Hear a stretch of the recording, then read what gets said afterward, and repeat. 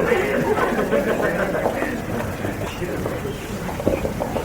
From the part of you whose name is Eric, peace, to the part of me whose name is Bashar. Well, thank you very much for being such a lovely reflection. That is the truth. Bashar, Ace. Is it true in absolute reality? Absolute reality. Yes, in absolute reality. Let me see if I can find it first. Go ahead. That in order for me to make my ascension, that I must first accelerate my physical body to such extent that if I so chose, I could sustain it in the physical eternally instead of ascend. In a sense, yes. The idea, once again, is similar to what we are already talking about as existing in what you may call an etheric state. For we do, many of us, have a type of physicality, but it is not the physicality you are used to. It is more what you would call the ascended state of physicality. Now, you may not remain there in that sense forever, per se. Although, of course, shall we say, parentheses, everyone always exists eternally on every level there is to exist upon simultaneously. Close parentheses.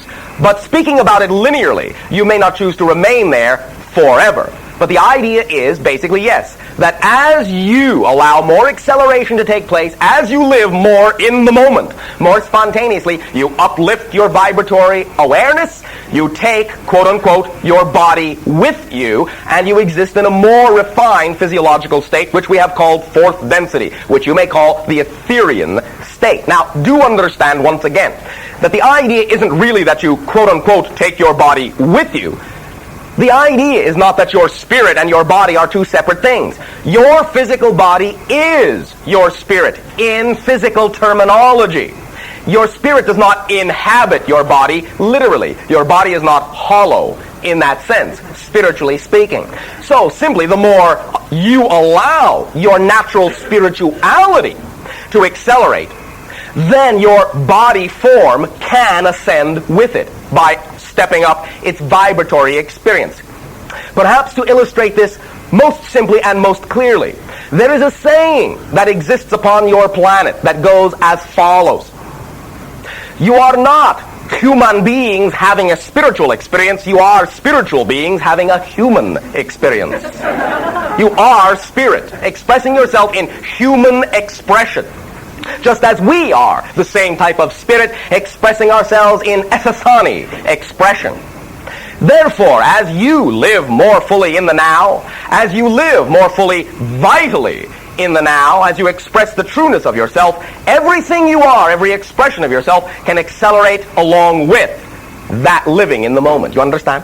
Yes, I understand what you're saying, and what provoked that question is that some schools of thought that in order, or they say that when the time for ascension has come, that a person would not even be able to sustain the physical body, that there would be an automatic ascension. And to me, it seems like that would take away a person's choice, which if taking away the choice, taking away the God. Not really.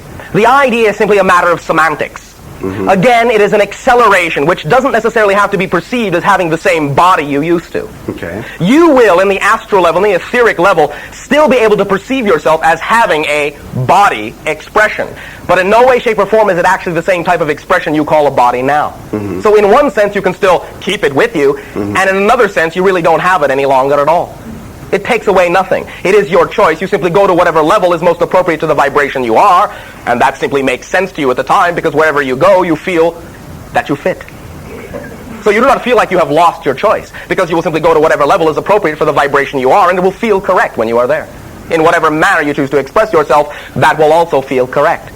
All of this idea of ascension and taking your body with you or leaving it behind is truly in many ways a third-dimensional matter of semantics, and is, in a sense, overall quite arbitrary. Mm-hmm. Understand? You are consciousness itself. Remember also, in connection with the idea that your spirit isn't really in your body, remember that your consciousness is not really in your body. Your body, the idea you call your body, is in your consciousness. So no matter where you go, you're simply going to be the consciousness that you are, expressing yourself in whatever way feels correct to you. You will still have attachment, in a sense, to everything you have ever been. Because that's the idea of ascension. You don't leave anything behind. You gather everything up and, in a sense, take it all with you. It is an inclusive idea, not an exclusive idea. You become more than, not less than. Understand? Yes, I have you. Does that help? Yes, it does. Would you, as I take leave, would you say anything at all about how to perform the marriage between heaven and earth, since that seems to be connected with the whole idea of ascension in the now, as opposed to waiting? Well, live on earth as if it is heaven. Create that expression. Be the gateway through which that energy comes, so that all individuals who see you will say, there goes an angel. We must be in heaven. Understand? Yes, I do. Thank you. Thank you. Sharing. Before we continue, remember, the whole issue simply comes down to, don't create a definitional difference between things you don't want to be separate. See them as one thing. Sharing. Hi, Bashar. And to you, good day. Thank you for spending your time answering these somewhat insane questions. Oh, but you see, that is our natural state of mind anyway. So this is all quite typical, all quite, shall we say, normal for us. Good. I feel at home now. Oh, thank you. You are. Okay, thanks. I'm sort of caught in this triangle of...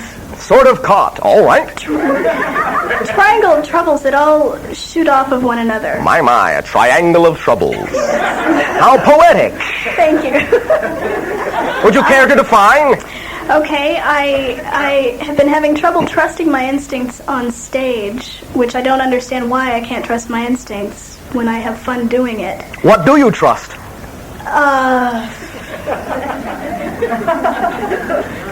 Oh, God. Is that too insane of a question? Well, that leads on to the other 2 points of the triangle. Oh, all right. Perhaps you should simply define the whole triangle. Okay. And let's approach it as a whole rather than a collection of parts. All right. Okay. I have a relationship with two different men, one being the writer and somewhat producer of my stand-up, which is where I'm having trouble trusting my instincts. Yes. And the other is a friend of mine who I love very much and is very supportive. All right. And I can't understand why I don't trust my relationship with him all right. the time. And the third point? That was the third point. Oh, 2 and 3. The director-writer person is the second point. And the, all right. the other person who is dear to me and supportive is the third. All right. Would you like names? No. Does that make it easy? Unnecessary. Okay. Now, you obviously, because you do create your own reality, have attracted all of these circumstances and situations. I know. What are you learning about yourself by having done so? What are you now affording yourself an opportunity to see and learn about yourself? That how do I put this? I know that whatever I believe is true is true. Yes. And I follow that. And I've been changing that way over the past 6 months or so. All right. I'm very strong in my convictions. That's why it's difficult in not trusting my instincts on stage to relate to the audience. There's like a very thin... May I ask you a question? Yes, Thank please. you. It might be another insane one. Is that all right? That's perfect. All right. Are you confusing the issue of trusting your instincts with the notion of making a conscious decision?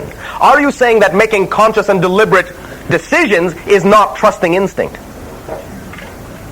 Because it is, you know.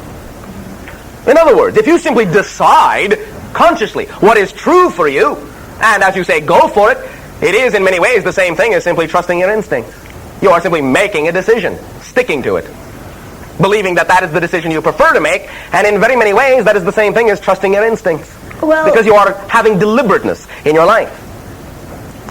Is there some confusion between the idea of making a conscious decision, what may sometimes appear to be analytical, and the idea of allowing your instincts to be in the forefront? Yeah, that being instincts take no time in making a decision. In other words, you allow things to be obvious, yes? And you simply act accordingly on what is obvious, right, yes? Yeah. All right. But you see, making a decision can be the same way. You know in your life the idea of who and what you are and what excites you the most and what you prefer. Decide that that is your life. And if that is your decision, then why not simply trust that the things that are going on, the relationships and circumstances that are going on in your life, are the product of having made that decision and not an interruption in that decision. And therefore extract from the relationships and the situations whatever is there to be extracted, rather than assuming that somehow these relationships do not serve the decision you made to be who you want to be. Many of you have certain expectations that allow you to disbelieve that the things that happen in your life after you make a certain decision are actually representative of having made that decision. Say, oh no, how can this possibly be representative of who it is I decided to be? You don't have to always have analytical recognition of how it fits. Just trust that it does fit. And allow yourself to be in the relationship for what it is, rather perhaps than what you think it ought to be. Is this helping at all so far? I know that. I mean, what you're saying, I know. All right. I mean, in your terminology, where is the difficulty? Yes. Because the two men are like diametrically opposed in their opinion. Well, they obviously are blending through you. Well, yeah. So obviously you must contain something that is a reflection to each and every one of them, to both of them. Therefore, perhaps in you, they can learn to integrate their own opposites, their own polarities through you. Perhaps that is the service you are providing. They don't know each other. Oh, yes, they do. They would not be interacting with the same person if on some level they didn't. Understand? Yeah. So, whether they physiologically are consciously aware of each other or not is not the point. The point is that you are functioning as a fulcrum, as a go-between between them. Can you just tell me if this is an ongoing thing, going from different lives and stuff? It is? Yes. Okay. You have danced many times with similar individuals of the same spirit. Similar or the same? Similar personas, same spirits. Oh, okay. In other words, you have played out many of these kinds of triad reflections before with them. And from time to time with many other individuals. Was I schizophrenic then? Only in the sense, constructively, that you can represent different faces to each of them. The faces they need to see to be served by you to allow them to integrate the polarities within themselves. In that sense, yes, schizophrenic, but it is a constructive idea in this case. Okay. Well, thank you. Is this making some sense to you? I think it will eventually. All right. You can begin by trusting, first of all, that you did in fact attract yourself into the relationships and that you are being of service and that they are serving you. Allow yourself to learn more and more about who you are by being in contact with such diametrically opposite individuals, because it allows you to see that you contain both of these sides so that you, in being shown those opposites, can function more as a whole integrated being. And by functioning as an integrated being can reflect back to each of them the polarities they need to integrate, to allow them to understand who they are, to serve them in that way. That is a large portion of the reason you are having these relationships, to be of service in that way. Understand? Yes. Now, when you allow what you are receiving from them to be reflected to you in a way that allows you to integrate them into one being and blend those polarities, you will then begin to act like more of that whole being, and in acting like more of that whole being, there will be much more obviousness to your instincts and your decisions with everything else in your life. Do not pull yourself apart when you see different pieces of yourself reflected in both those individuals. Do not think of yourself as schizophrenic. That word, using that word, is a very strong clue to the fact that you think of yourself as composed of separate ideas. Start to realize that all the seemingly separate ideas that are reflected to you in your life means that you are one whole thing that can manifest in all of those ways. That you are that multidimensional. Bring it all home. Own it all. Own all the reflections you attract in your life, and you will have your instincts very clear in front of your face. Own it all.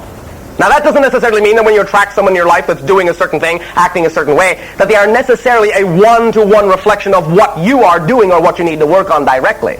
But still, nonetheless, if you attract them, they do reflect a portion of you. They do reflect an idea. Own it all. Own that you attracted them. Own that you are learning more of who you are. Integrate it. Be the fuller being. And then your instincts will come naturally. They will be very obvious because you'll be operating on what you may call a higher level of perception, Understand? Yes. Because you will contain, once again, remember, you will contain all the interactions within you. And that will give you a rich source of information to draw from to be whoever it is you wish to be at any given moment. And it will be obvious. You will be inspired. You understand? Yes. Pleasant dreams to you as well.